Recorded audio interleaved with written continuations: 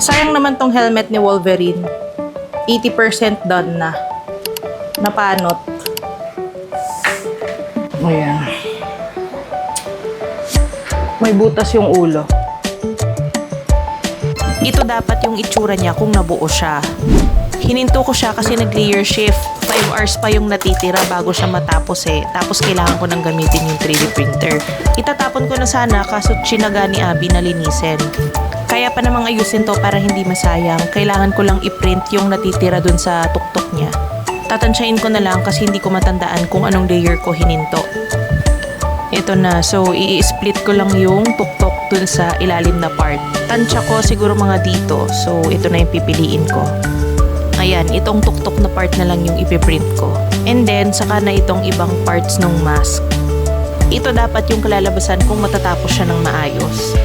Nagkaroon ng layer shift kasi nung inayos ko yung naputol na filament dun sa extruder, palagay ko nagalaw ko siya.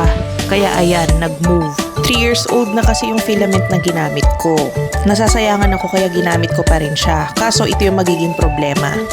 Ayan, ang daming strings, ang bilis maputol, tapos laging magbabara. So, nasa sayo na yan kung gagamitin mo pa rin talaga or ile-let go mo na lang kasi problematic.